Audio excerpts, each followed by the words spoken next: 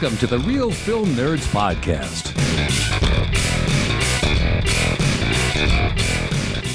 Hello, Nerderinos, and welcome to the Real Film Nerds Podcast, episode number 217, as we continue our foray into the Academy Award Best Picture nominees. We have another one Mike and I have not seen yet. It technically came out on Christmas Day, but that is Promising Young Woman.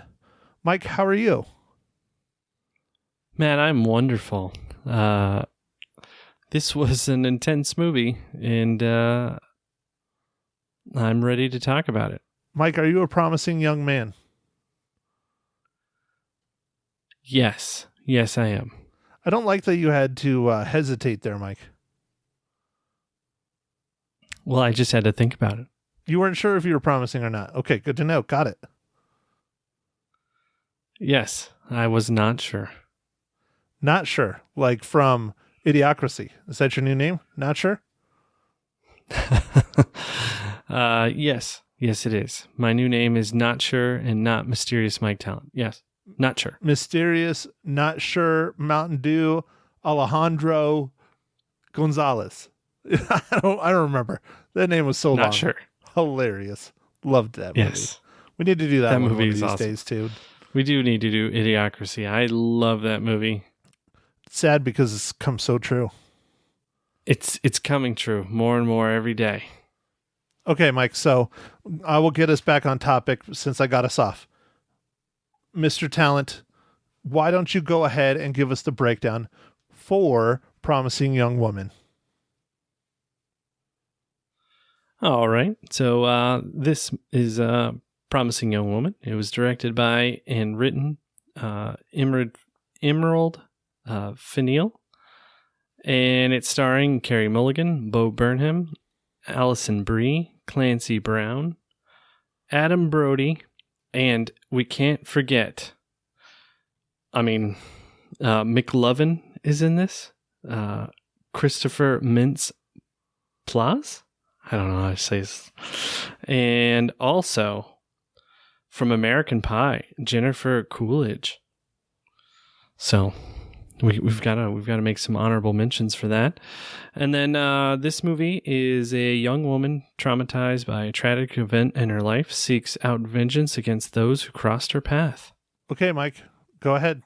This is your kind of movie. So I'm just going to kind of sit here and relax and watch the YouTubes while you talk. All right? Ready, set, go. Okay, Matt. You're right. This is my kind of movie. I like revenge movies, but Matt, this one was really dark. And this one, I don't know, it felt more real and just intense. I don't know. Sometimes those revenge movies I like to see are kind of whimsical fantasies of almost what you would imagine playing out in your head. But this one just seems so real and methodical. And I like the soundtrack. But at the end, I was actually kind of surprised at the end. The very end, I'll save that, Matt, for when we get into the spoiler zone, but I liked it, but it is very tense and it's dark. This movie is dark. Personally, I'm shocked this is nominated for an Academy Award at all, because this is not something you would think the Academy would care about. We talked about it a little bit before hitting the record button, but this is definitely a response to the hashtag #MeToo movement, and it's almost kind of over the top how dark, sinister, and messed up it is. But it is an entertaining watch. I don't know if I'll ever watch it again, maybe just because I'm sure there's things I missed in it, but it's really sad, dark, twisted, messed up. But I mean, not every movie is going to be, perfect. And I think that's maybe one of the reasons why all of our Oscar nominees this year, at least for Best Picture, are so dramatically different from each other.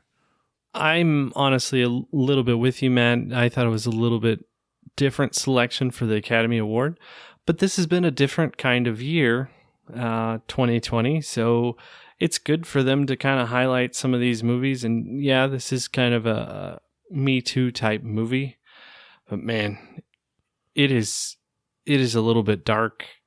Well, more than a little bit. It's pretty intense. Kind of the whole movie is just pretty intense. There's a little bit of a levity in the second act, but then, man, once it gets going on the third act, whoo.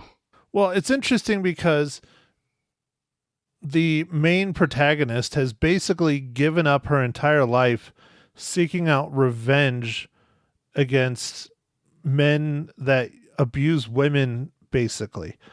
And I don't know what to think about it, that she has put the things that have traumatized her and her best friend in the past ahead of progressing with her own life. I don't know. I mean, I understand not being able to get over something, but to personally have a vendetta against strangers, maybe that was her form of therapy, I guess. I don't know. I guess you're right, Matt. You do kind of see a transformation in our protagonist where you kind of see that she kind of gets out of this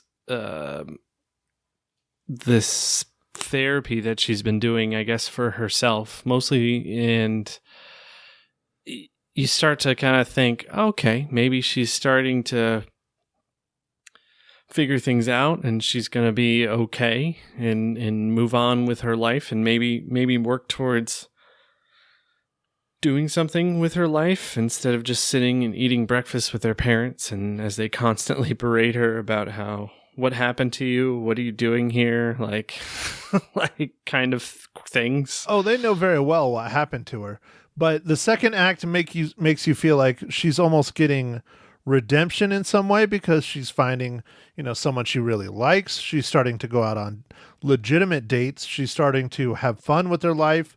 She's enjoying going to work, as much of a shitty job as it is. And then something happens that kicks off the third act that makes her revert to the beginning of the film, if not 10 times worse. Yeah, that was quite surprising for me. I did not see that third act coming in the way. I thought something was going to happen, but I didn't think it was going to be the way that it played out. And woo, man, revenge is a dish best served cold, I guess. Woo. Well, I have a comment about that with this movie, but I'm not going to say it because it'll spoil it. So, there. I will leave it at that. Okay, man. I did not expect that third act the way that it went, so I enjoyed the ride on that part of the movie and was very intrigued about what was going to happen, and was just watching. And this was a great movie. It was well done, well acted. There's only a handful of characters in this movie, but it was all well acted. And man, it's just an intense story. Yeah, I don't know, man. I don't know what to think about it. I mean, I enjoyed it, but I don't know if I would call it a great movie. It was entertaining. It was unique. It's eye-opening on some levels, but it's extremely, extremely depressing and dark at the same time. Yeah. Yeah. It definitely, yes. Depressing and dark at the same time. Well, I'm just having a hard time talking about it without spoiling it because that third act just flips. And I mean, I have some questions that you and I will get into once we get to the spoiler area. Some theories, some thoughts, some guesses on what happened, how this happened, things like that. All right, Matt. So I guess with that, I can go ahead and ask you, Matt, what are you drinking?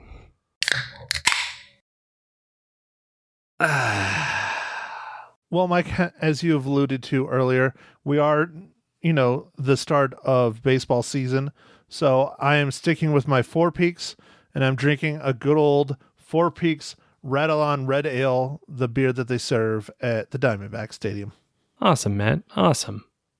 I am drinking a Goose Island, what is it called? Lost Palate. It is a hazy IPA with mango and natural cinnamon flavor. It's a little bit funky. Is it good funky or is it bad funky? It's sometimes it's good, sometimes it's weird. Okay. All right then. So is that based on how many sips you have in a row or how long you wait between sips? I think it's how long you wait between sips, man. I feel like sometimes it's more cinnamon and like that's a little weird flavor coming out of it, but then other times it's less. It's like a horchata IPA. I don't think it's quite horchata, but yeah, it is interesting. Well, all right, Mike. Let's go ahead. Let's see if you figured it out. Mike, how does Promising Young Woman relate to the Marvel Cinematic Universe?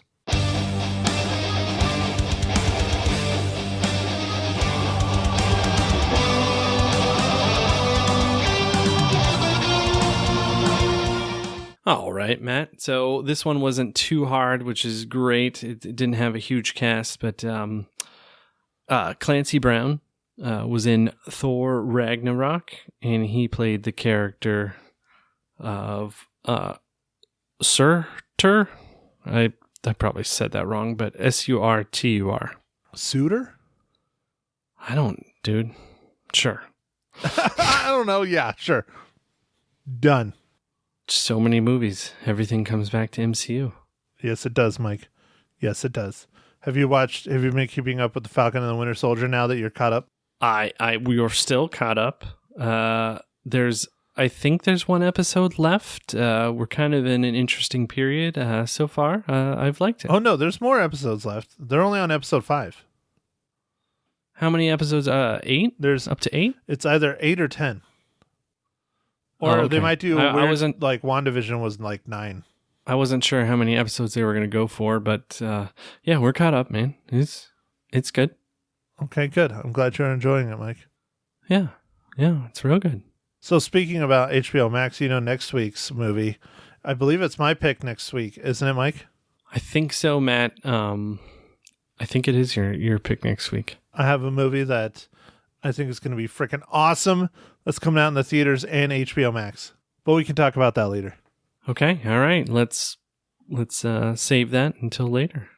What are we going to dive into right now, man? Oh no, you like to spoil things, so Mike, go ahead, start spoiling this movie.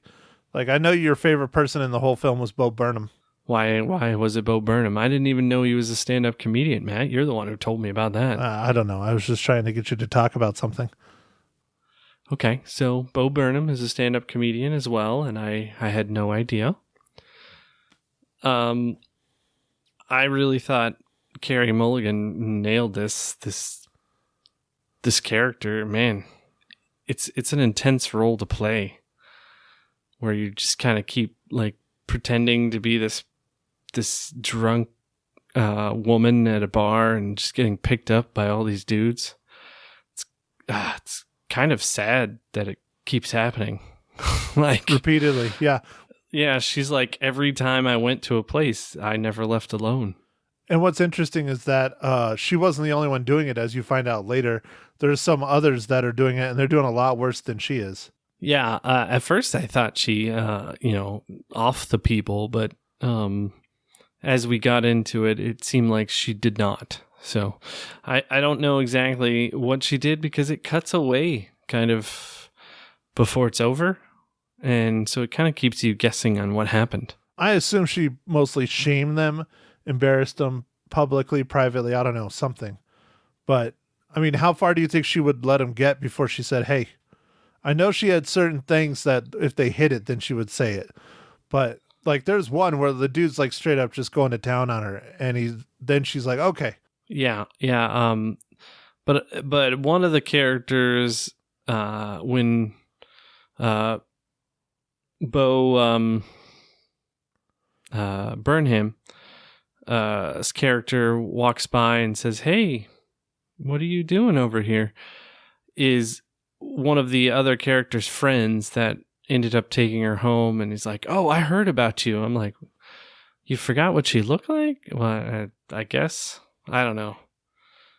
But he was going to pick her up the same thing that her friend, his buddy did, I don't know, man. It's just, you really have to be kind of broke to be doing stuff like that. But I understand it's kind of her therapy, and it's how she's dealing with the horrible things that happened to her friend.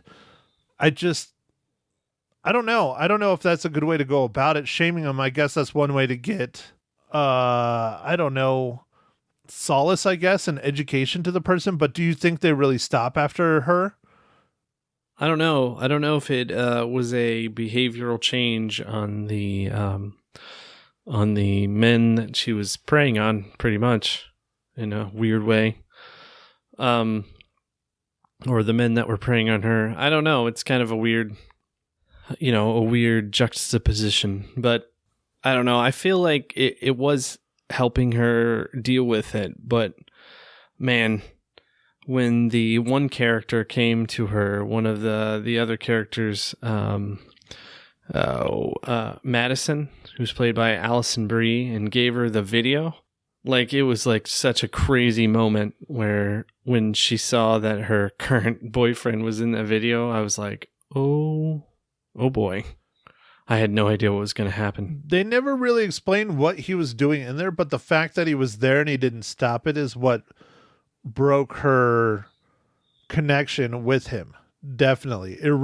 Irreparable. Like, she's not going to be going back to him, And then, oh yeah, one thing that kind of bothered me a little bit was that she did what happened to her friend to Alison Brie in a way.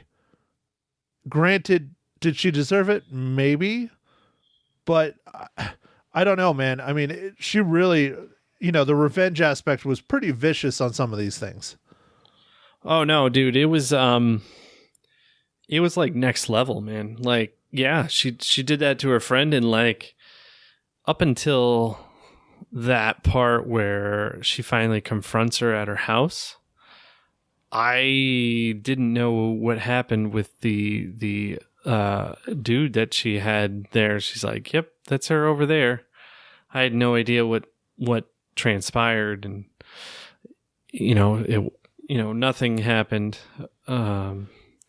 But wow, yeah, that was intense. My money was on him banging her.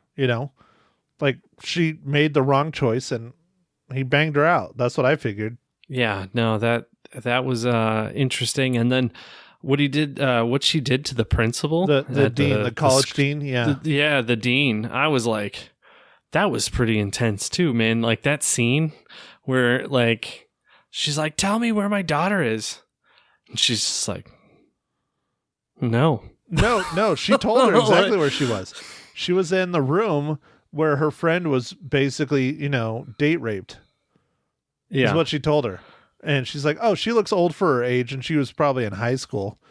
I mean, I don't know, dude. That was pretty jacked up. I don't know if I'm not sure the victims deserved that were involved in it, but I don't know. Maybe they did to a level because they let it happen to her friend. They didn't do anything about it when it came to her friend. I don't know. It's pretty extreme, though. Pretty extreme retribution. Very, very extreme. But I guess, like you said, man, I think this was her way of dealing with it. But man, when she decided to deal with stuff, whoo. Okay, Mike. She went. Let's dive into the third act. Should we dive into the third act? Okay. Massive spoilers. Let's do it. So, Massive. Do you think she planned it out that they were going to kill her? Do you think that she planned that out? Or do you think it was purely a mistake? So what I think happened was she planned for two outcomes, and one of them happened, which was her getting killed. But I think she planned for two outcomes. I don't think she necessarily wanted to die, but she was okay with dying. I think she might have wanted to die, because if you notice, the handcuff is what came loose, and she was the one that put him on there, but yet the other one never comes loose at all. So maybe she did a little something. I don't know. I think she had two plans. Like, it was a timed release thing that if she didn't do something before when she came, out of there. Yeah, I don't know what her plan was. Like, he never admitted to doing it. Like the doctor guy, Al or whatever. even when she's like, yeah, about the video that your buddy Joe had or whatever, and he was like, he looked horrified when when she said video, but he never really admitted to doing anything. He said we were kids, and man, that set her off. She's like, I'm so tired of hearing that. Yeah, I mean, I agree, but I still just feel that she planned to die because, especially after Bo Burnham being in the video and kind of crushing her spirits for life pretty much completely, I think she saw it as the end cap to all of her revenge, because that's murder. It's not rape. It's a whole nother level of prison. Yeah. So do you think that this revenge was the coldest dish that she could serve? It was the coldest dish that she could serve, I guess, other than murdering everyone. Yeah, I don't know, I man. think that'd be pretty good. Yeah. When they killed her, I was surprised because that's not usually how movies kind of go. And then it goes on to the wedding, and we find out that she sent a letter to the lawyer, and like that was an interesting scene, Matt. Maybe we should talk about the lawyer when she visited the lawyer. Go for it. Yeah, she was so hell-bent on, doing her retribution. She had a person with her that I don't know what he was going to do. Like maybe he was a strong arm. I don't know what he was. He looked like he was a tough guy. But I mean, that's just completely conjecture. I have no idea what he was going to do to this person. But all he said to her was like, do I go in now? And she said, no. He's like, I still get paid, right? She said, yes. I have no idea what that was for or anything. But anyway, when she went in there, he basically was like, I have done a lot of bad things. I have helped so many people essentially get out of jail and do different things. And I was like, well, that's very strange for a lawyer, like he must have really had some stuff catch up to him. But he basically was like just waiting for people to come and tell him how he was a shit person. It was really weird, if you ask me. I don't think it's so much was that he did a lot of bad things. I think it's that he helped a lot of bad people escape their punishment. And after however many years, because it had been several years since the issue with her friend, which led to her friend's suicide, I'm assuming that's what happened. They never blatantly say that her friend killed herself, but that's pretty much what happened. Yeah, they never do say that, but I believe that is what happened. Yeah, she's no longer living. She couldn't live her, she couldn't live her life really as she wanted after that, because day in and day out, all she saw was the dude raping her, basically. And so she offed herself, and that was after both of them dropped out of school and all that. And so the lawyer helped protect and get the rapist all the charges dropped and all that stuff. And I think it was just, I don't know how many years it was, but he clearly had been a defense lawyer for a very long time, because he was talking about defending a lot of other people. And yeah, he had an extremely, extremely guilty conscience, but he was super rich, and he admits that's the reason why he did it. And he realized later in life that was wrong, and he wants to pay his penance. And part of his penance is that he's not sleeping anymore, and you can tell that he's literally having a psychotic episode in the scene.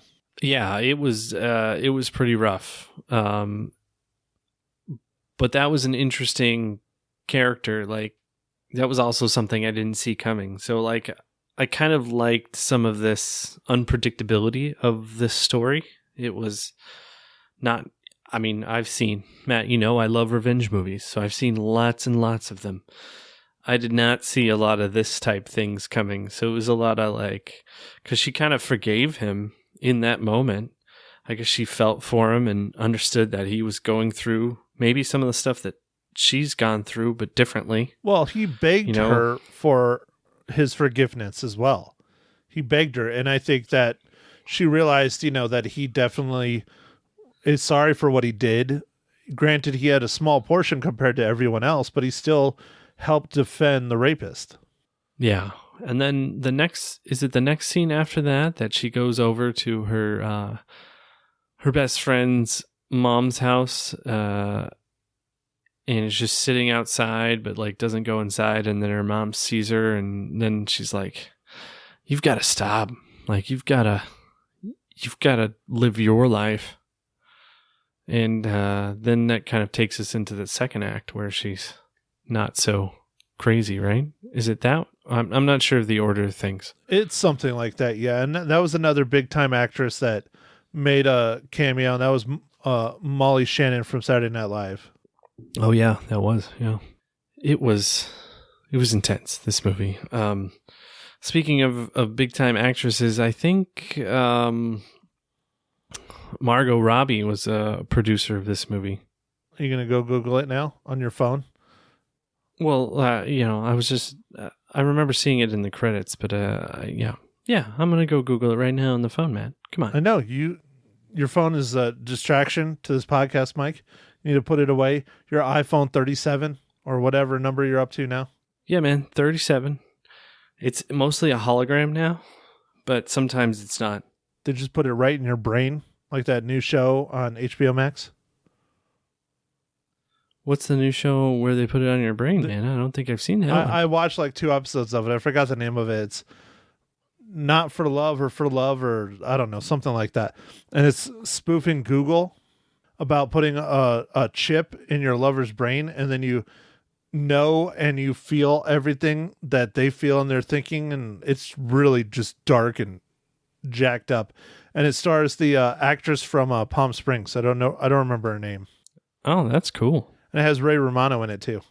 Well, I'll have to check that one out, man. Yeah, I'm only a couple episodes in, but it's pretty good. It's interesting, especially if you're into tech stuff. Okay, Mike, how'd the Googling go? Speaking of tech. It went well. And yes, Margot Robbie was a producer on this, so I was correct in seeing her name. So that's how it relates to the DC expanded universe. Oh, no. Should we just start relating everything to DC and Marvel? I don't know if we could do it, though. Yeah, I feel like that'd be tough. No, DC doesn't have anywhere near the movies. And they're all discombobulated in their DCEU anyways. They don't make sense. Well, they'll fix it eventually, Matt. Sure. Maybe James Gunn's Suicide Squad with the exact same name of the original Suicide Squad will fix it, right? Oh, yeah. Because he did... the MCU movies that we love. Which ones? I'm trying to Volume 1 and Volume 2. I'm trying to think. Guardians of the Galaxy, you hater. Yeah. Guardians of the Galaxy. Come on.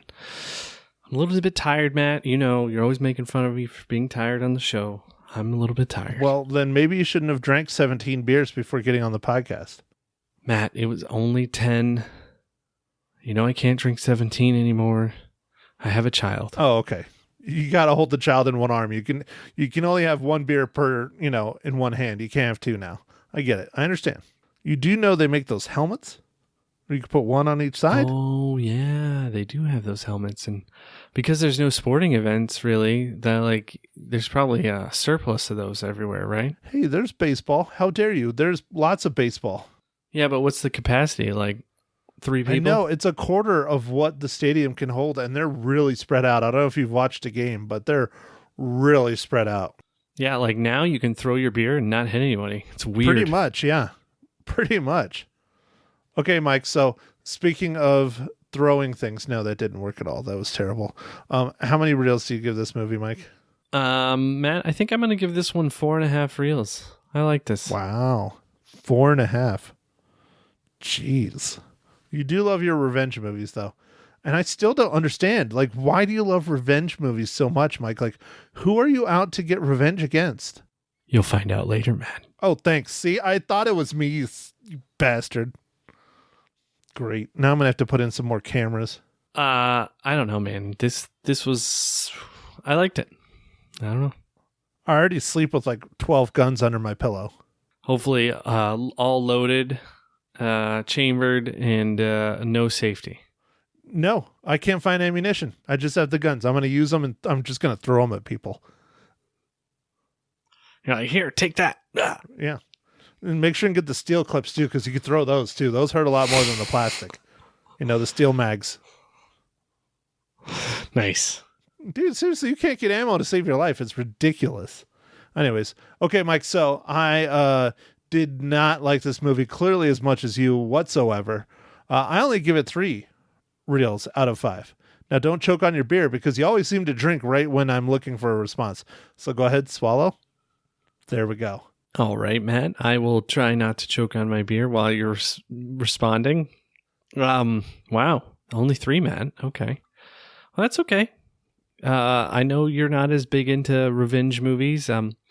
This was definitely a different type of movie, especially for the Academy Awards. So I appreciate kind of this variety. I haven't seen as many of the other movies that Matt has on the list, but I've liked all the movies that we've seen. So that's always good. Well, okay, so out of all the Best Picture nominees, Mike, which one is your favorite? Is this your favorite? Because I know you haven't seen all of them, but we've seen a decent amount. I don't know, Matt. I'm torn. If you ask me what I think will win or what I think is the best picture, what is your personal favorite? What you think is going to win is going to be completely different. So I think I like this one the best. Okay. Granted, you haven't seen all of them, but you've seen most of them. Which one is going to win? I think Nomadland is going to win. Okay. I think The Father's going to win. That's my thoughts. Okay. I've not seen Minari yet. I would like to see Minari, but I've seen just about all of them. My favorite so far, I'm going to go with Sound of Metal. I really liked Sound of Metal. I just really thought that was a good movie. It was a very good movie. I enjoyed that one as well. So, all right, Mike. Well, speaking about incredible movies, we're going to have the exact opposite next week. I think it's going to be a fun movie. I don't think it's going to be anything earth-shattering, but I definitely think we're going to enjoy it, especially if they do it right. Mike, coming out on April 23rd is the re-release of Mortal Kombat. Ah, okay. Or all right. Reboot, not re-release. Okay, so this is a classic video game that Matt and I played growing up. In fact, I remember it came out on Sega Genesis, and it had like the cartridge that was a little bit bigger because they got more graphics in it or something. Like, I don't remember what they had, but remember it was like there were some cartridges were longer than others. Just like in life when it comes to men. Yeah. Some cartridges are longer, some are shorter. Yes.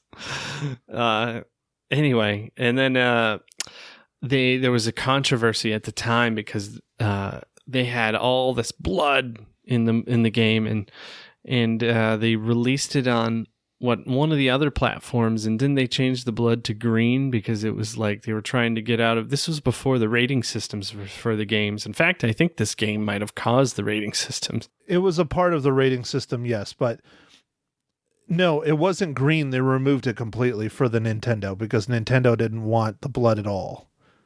Nintendo, yeah. I remember it was a different platform, and it was like not the same, and people were upset. Us children, I guess that. I mean, how old were we when that came out, man? We're in. I don't remember the exact date, but we were between the ages of 10 and like 13, somewhere in there.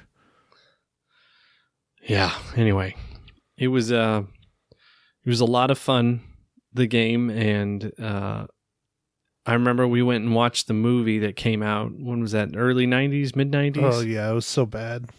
It was so bad. So bad. And it was totally not like the game at all. This one appears to be more like the game, but I'm just going to hold... My expectations are going to be low, so they can only go up. Dude, the trailers look awesome. They even have fatalities in the trailers. They do, Matt, but I feel like it could still be tomfoolery. I'm going to wait and make sure that it's okay.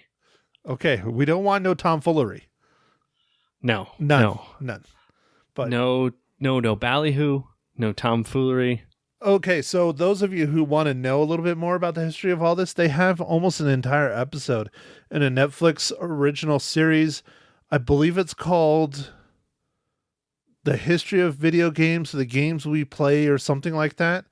It's really pretty good. It's about 5 or 6 episodes of an hour each. Mortal Kombat specifically, with a bunch of the other fighting games like Street Fighter and stuff, is one episode, and they go into the controversies around Mortal Kombat and everything really in depth. Oh man, I gotta watch that, man. I was just doing that off of memory, man. I do remember the controversy though. It was a big deal at the time. It's very good, and yes, Mortal Kombat is one of several games that inspired the rating system that we currently have on video games. Mike, do you remember one of the other ones? I had it. And they actually had a little bit of a rating on it, even though there wasn't a rating. Leisure Suit Larry? That was a part of it, yes, because that was there very adult themed. But was it the it was like a very dark game, man. I'm trying to remember what it was called. Well, there's a couple, but Splatterhouse was another one. Splatterhouse. I think that was what it was. Splatterhouse was one, and then the one that really, really was the one that put it over the edge was they did this DVD film kind of game for the Sega Genesis CD, like the Sega CD. Do you remember the Sega CD? Barely, man. That one was like in between the Dreamcast, and not very many people got stuff. Well, the Sega CD was an addition to the Sega Genesis, and you put it on there.